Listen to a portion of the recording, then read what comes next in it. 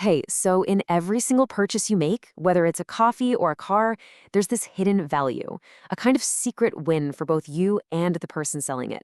Today, we're going to pull back the curtain, find that value, and actually measure it. Let's dive in. You know that feeling, right? When you walk away from a store thinking, wow, I got such a great deal. Or maybe you've sold something online and got way more than you thought you would. Well, that's not just a feeling. It's a real, measurable thing in economics. And we're going to break down exactly what those hidden wins are. So here's our game plan. We're going to start with the customer side of things. Then we'll flip it and look at the producers. After that, we'll see what happens when they come together. Find that perfect sweet spot of efficiency. And finally, look at what it costs everyone when a market just gets it wrong. All right, first up, let's talk about the buyer. We're going to figure out precisely how to measure the gain a customer gets from any purchase. And it all kicks off with one core idea. And that idea is marginal benefit. Now, this isn't what you actually pay. It's the absolute tippity-top price you'd be willing to shell out for just one more of something. Think of it as the personal value you place on an item. And that's the whole foundation for your win. So, let's meet Mary. She loves ice cream. But check this out. Notice how her willingness to pay changes. For that first amazing cone, she'd pay a whole $5. For the second one, only 4. And by the third, she's only willing to pay 3. The value she puts on each extra cone keeps going down. And that makes total sense, right? That first ice cream on a hot day, it's just pure bliss. The second one is still really good, but it's not quite the same experience. This is a huge concept in economics, the law of diminishing marginal benefit. The more you have of something, the less you value getting just one more. So, this is where it gets good. If Mary was willing to pay $5, but the ice cream shop only charges 3, boom! She just gained $2 in pure value. That is consumer surplus. It's the gap between what something is worth to you personally and what the price tag says. It's basically your secret profit from buying something. And if you put it on a graph, this is what it looks like. Her willingness to pay, that's the downward sloping line, her demand curve. The price she actually pays is that flat line at $3. Now see that green triangle up top? That's her consumer surplus. It's all the extra value she gets to enjoy that she didn't have to spend a penny on. Pretty neat, huh? Okay, but that's only half the story. Let's hop over to the other side of the counter. It turns out sellers have their own version of a win in every sale, and you'll see it's a perfect mirror image. For seller, the big idea is marginal cost. This is their floor price. It's what it costs them to make one more unit of whatever they're selling.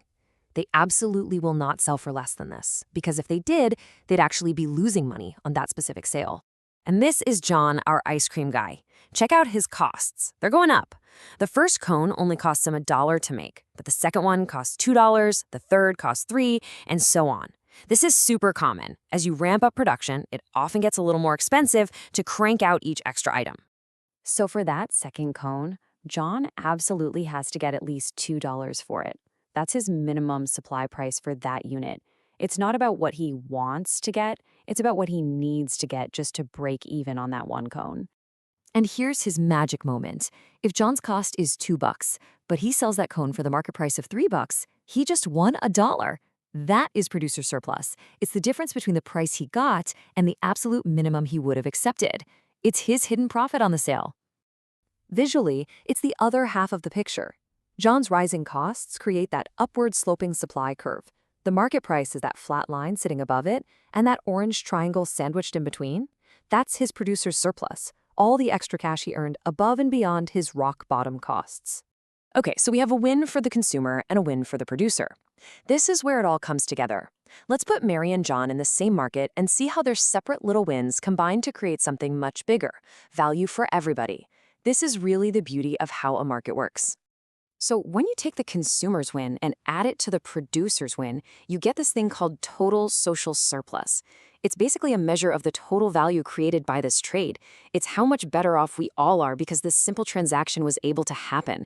You're literally just stacking the two triangles of winnings together. And here it is, the moment you've been waiting for.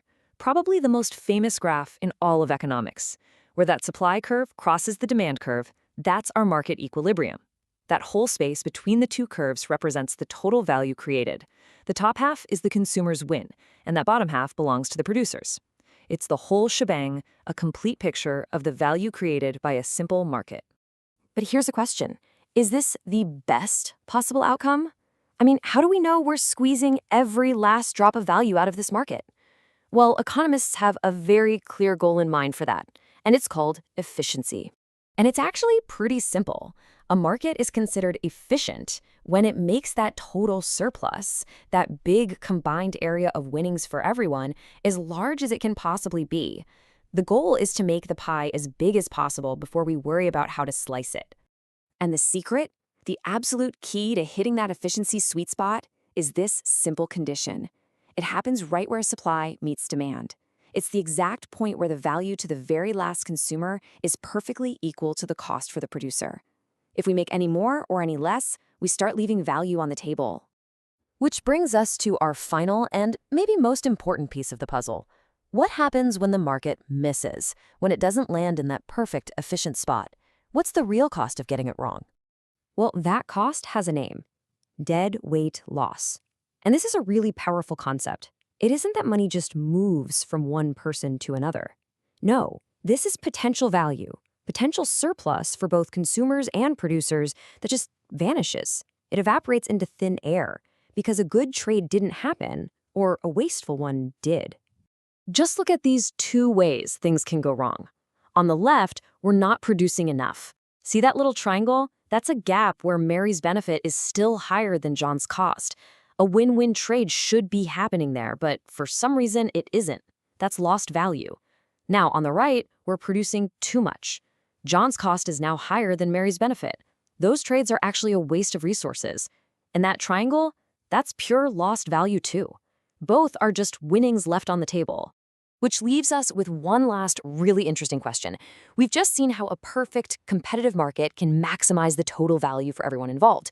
So if that's true, why do we constantly see governments stepping in with things like taxes, subsidies, and price controls, policies that can create these very deadweight losses we just talked about?